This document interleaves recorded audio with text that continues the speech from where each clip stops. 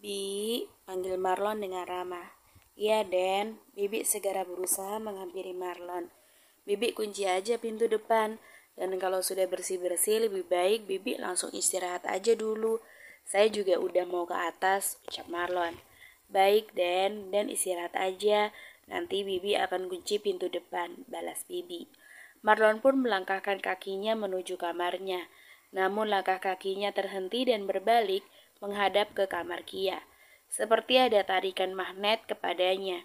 Tubuh Marlon pun seakan ditarik mendekat ke kamar sang istri. Ceklek. Pelan-pelan Marlon membuka pintu kamar Kia. Dia gampang sekali tertidur, benar-benar seperti kebo, sindir Marlon dengan pelan. Kemudian kakinya terus melangkah mendekati ranjang sang istri. Bisa-bisanya dia tidur dengan wajah tenang seperti itu, gumam Marlon. Lalu dengan sadarnya Marlon pun ikut membaringkan tubuhnya di samping sang istri. Dia bisa mengamati wajah Kia dari dekat. Pelan-pelan dia menyingkirkan rambut Kia yang menutupi sebagian wajahnya. Kenapa gadis itu suka sekali menangis? Benar-benar cengeng sekali.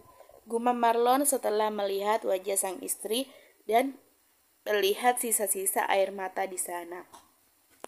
Dengan penuh kasih, Marlon mengelap wajah Kia dengan kedua tangannya. Dasar cengeng, bisanya hanya menangis saja, cibir Marlon dengan pelan. Namun gerakan tangan Marlon di wajah Kia justru membuat Kia terbangun. Lenguhnya. Marlon, pekik Kia saat melihat wajah Marlon berada tepat di hadapannya. Apa? Ucap Marlon.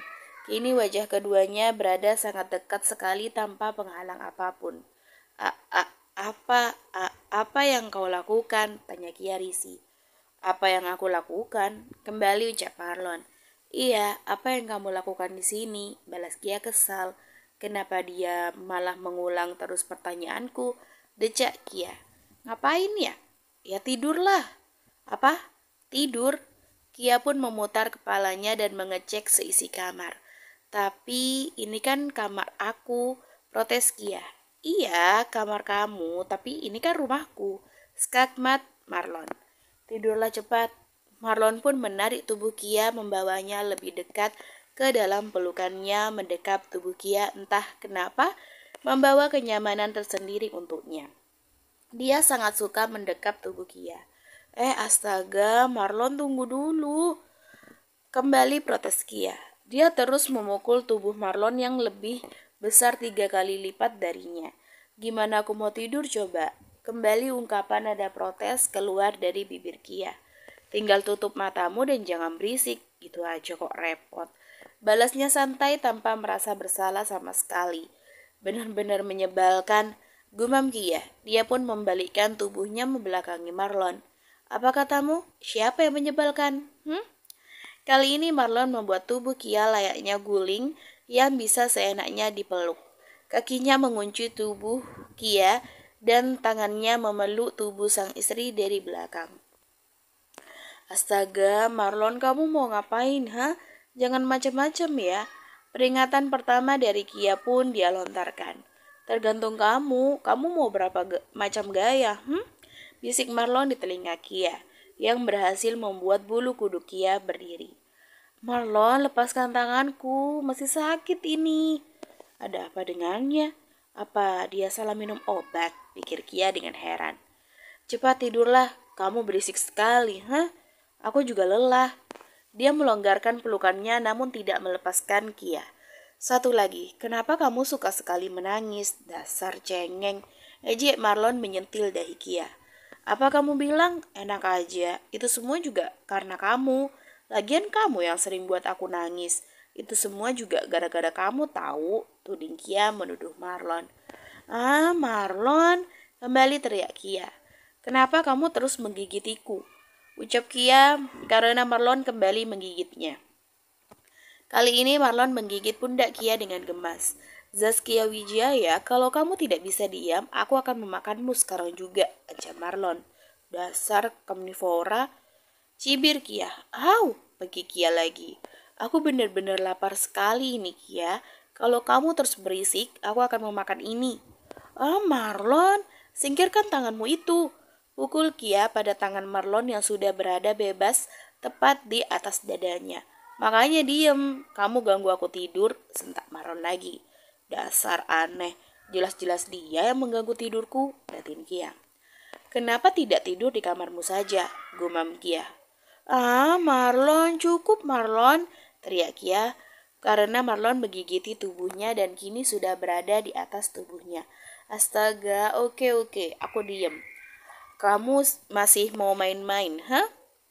Aku mau tidur. Iya, aku mau tidur sekarang. Turunlah, lirik Kia. Tidurlah.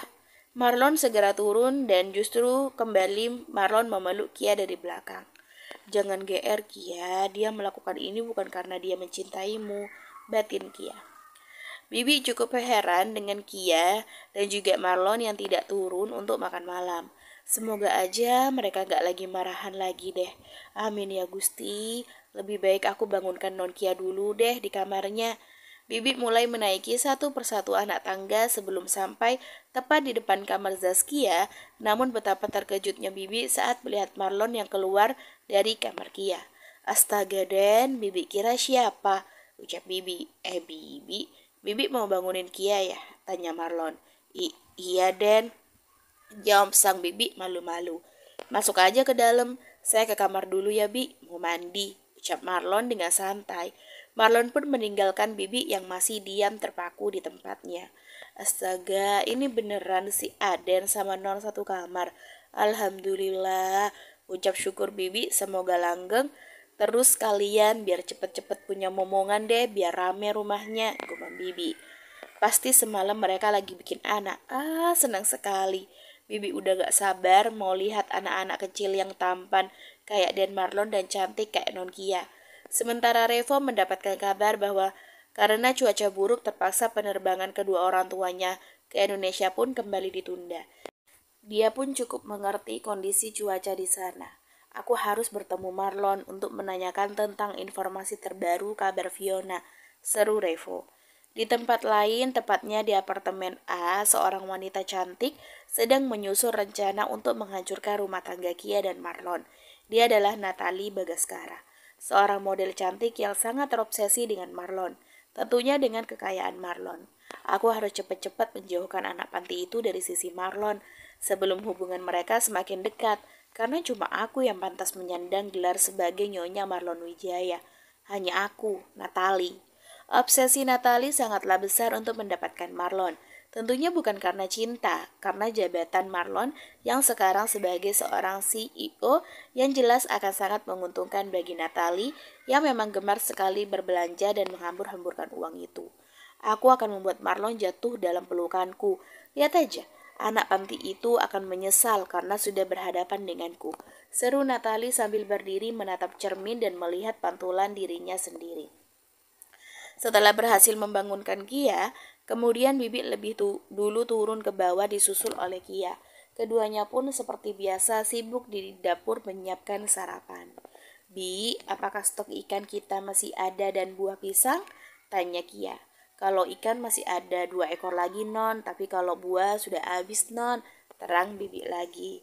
Oh ya udah, biar Kia aja yang ke pasar Bi. Nanti Kia ke pasar modern aja, sekalian mau beli buah dan stok sayuran, ucap Kia. Astaga, aku lupa. Simpanan uangku kan sudah menipis. Selama ini aku kan gak berani minta uang pada Marlon. Dia bahkan tidak memberiku apa-apa. Bagaimana ini? Pikir Kia. Non, astaga Bibi, nih bikin Kia kaget aja deh.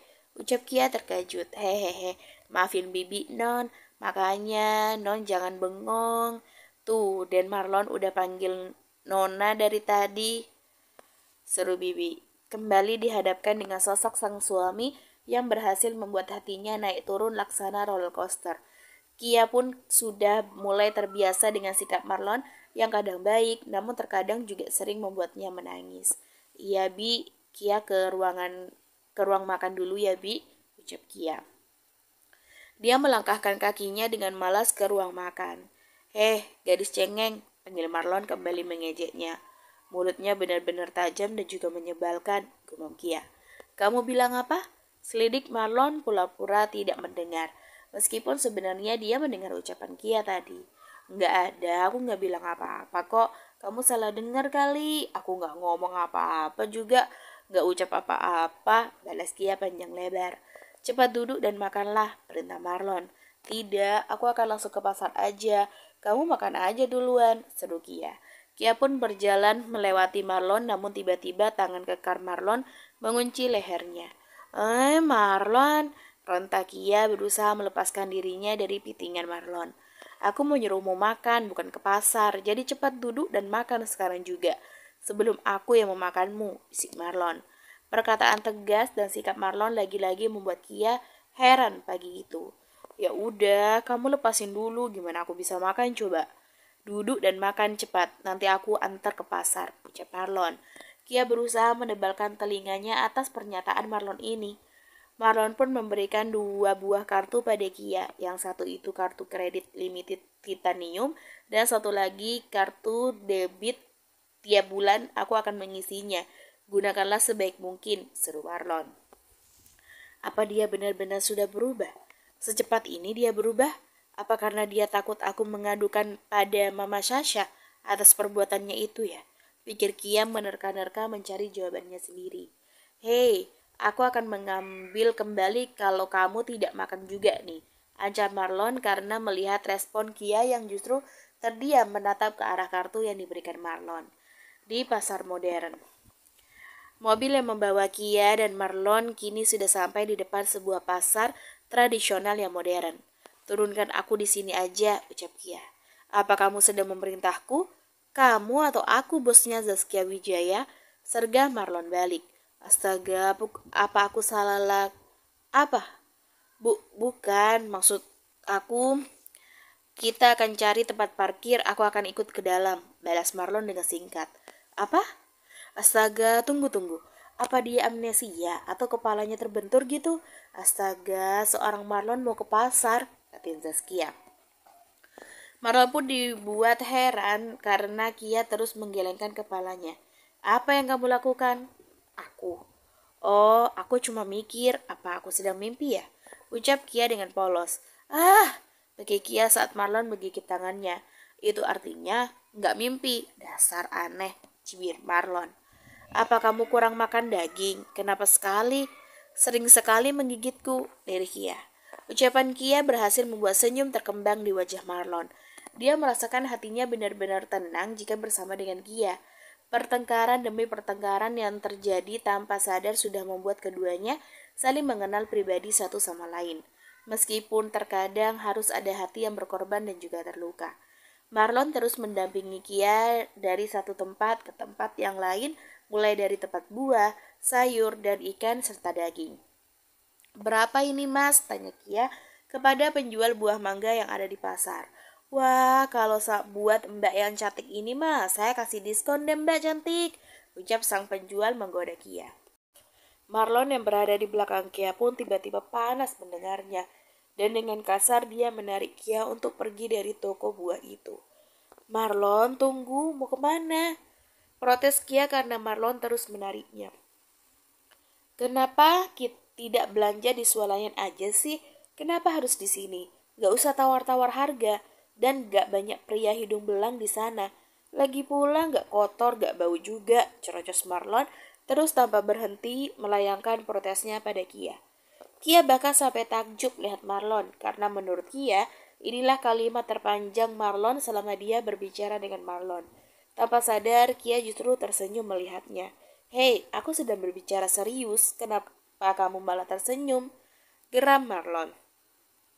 Setelah melihat ke kiri dan ke kanan dan mendapati keadaan aman terkendali, Kia tiba-tiba memberikan kecupan di pipi Marlon untuk membungkam kemarahan Marlon. Siapa yang mengizinkanmu menciumku? Ujar Marlon. Namun Kia tidak gentar, dia semakin tersenyum dibuatnya. Kenapa malah senyum? Balas Marlon. Baiklah, aku minta maaf. Lalu Kia mengambil tisu dan akan mengelap pipi Marlon, namun tangannya ditahan sang suami.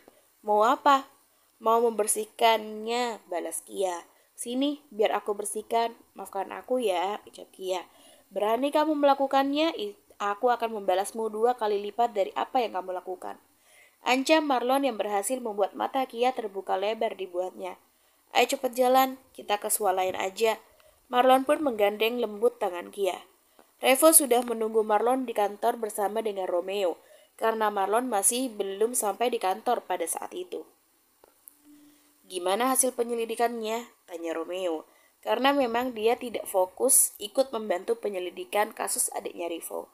Kita masih terus menyelidikinya bro. Setidaknya kita sudah mendapatkan lokasi terkini panti asuhan adikku itu, balas Revo. Revo pun hanya menjawab sebatas yang dia tahu. Apa kamu menyimpan foto-foto adikmu? Bisakah aku melihatnya? Tanya Romeo. Dia benar-benar penasaran, karena feelingnya berkata bahwa ada kaitannya dengan sosok Zaskia. Itu dia bro. Kenapa aku nunggu orang tuaku? Karena mereka yang menyimpan semuanya. Saat itu posisi Fiona masih bayi, dan aku pun masih sangat kecil untuk mengerti. Suruh Revo terlihat jelas wajah penyesalan di mata Revo. Ya Tuhan, kenapa firasatku mengatakan kalau Kia adalah adiknya Revo? Entahlah apa yang akan terjadi nanti kalau itu benar-benar terjadi. Batin Romeo bersambung.